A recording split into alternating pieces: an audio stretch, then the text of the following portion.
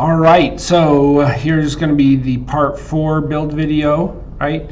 Right here is going to be part 4, so let's get started with that. We're going to create a new document, part 4. So here we're going to start. Here we have this kind of basic shape as a cube, and I see that it is 30 tall, 40 by 50. So given that, those are my parameters I'm going to work off of, and I'm going to start sketching on this side here at 50. So I'll make that my front. So I'm going to start here at my sketch, and I'm going to face it to the front, and I'm going to start with a line for construction, and I'm going to make that 30 tall. And then I'm going to dimension that out to 30. And now I'm going to start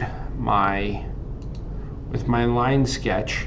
And from there, what I'm going to do is I'm going to sketch out just part of this shape. I'm going to sketch this, kind of cut this right in half.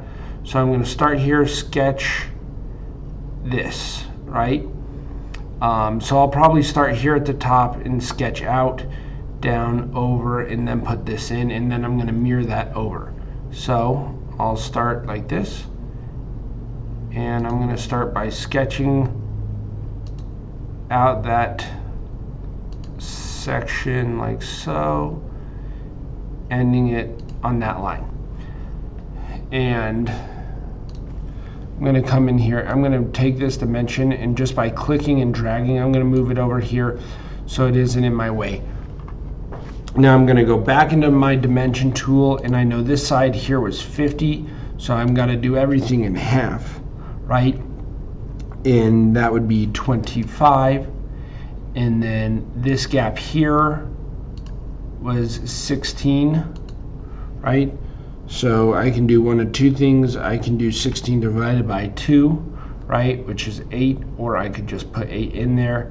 And then the height of this here is 15, and then this line here is at 40. So I'll dimension this from here, right here, is going to be 20 because it's half, because when I come over, and then my last thing here is going to be 15.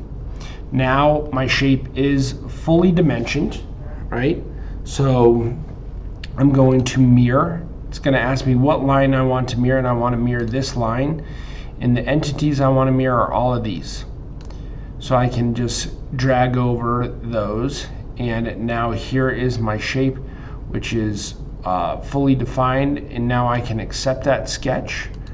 Come in here, and when I extrude, I always like to extrude in an isometric view. So I'm going to extrude that, and that needs to extrude to a depth of 50. And now, instead of creating just a box and the cutout, I've already got my cutout done.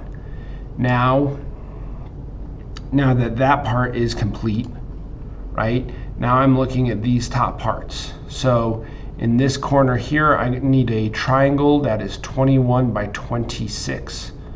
So I'm going to select my top view, and I'm going to actually rotate it. I want it like this so that the top is like this, because I want to just make sure I'm putting that above the right correct cut.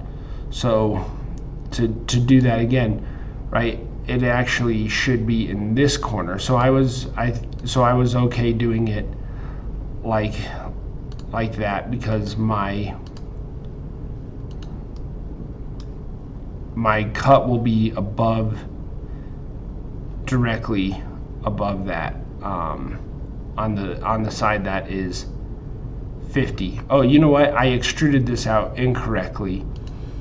I wanted to extrude this out. I put that to 50 when this really should have been at 40. So that makes more sense. That looks better. And now that this side is my 40, so it's going right here in this corner.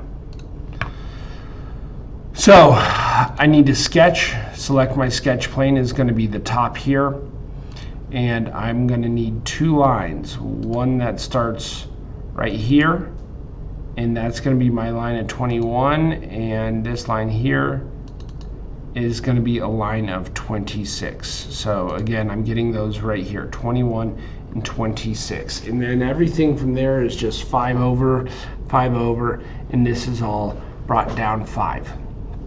So when I come back into here, whoops, Control Z will take care of that. I'm going back into my dimension tool. I can click D and do that. Take this line out here to 21. Take this line down here to 26. Then back to my line tool, and I'm connecting that line. So now I need my other lines, those other lines, to connect to that. So that line's fully dimensioned. So how I'm going to do that is I'm going to draw my other two lines and do that like this, and I'm locking them on there. Now I want these lines, this line, and this line to all be parallel. Now if we look, this line here is in black, so it's fully dimensioned. These ones are not. So if I select 1, 2, 3, and I come up here and I click on parallel, all of these lines now become parallel. And now I can easily dimension them out at a distance of 5. Whoops, not 50. Control Z. Try that again. 5. And now that line's locked in. Now all I need to do is dimension this next one here. Put that at 5. And now I just need to make this a shape. So with my line tool, if I come in here and come in right here, now this shape is something I can work with. I'll accept that, click on that guy there, and when I come in here to extrude, right, I want to remove material, and I want to remove it to a depth of 5, and accept that. So there's my part 2. Now I'm going to check it in Schoology, right? In my Onshape folder, mass properties, all correct answers are here. It'll be 1060 alloy, and it should be 109.66. So I'm going to come here, assign a material, and I'll search for the 1060 alloy. 1060 alloy, accept. Part 1, mass properties.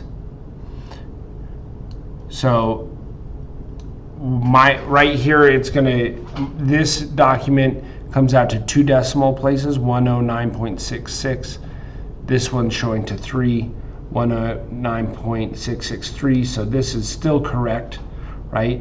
Even though you're coming out to more, that's perfectly acceptable. As long as you are in, when you round up and everything, it'll be the same. It'll be all good. So there you go. Now take your screenshot and you can submit that. Let me know if you have any questions. Thanks.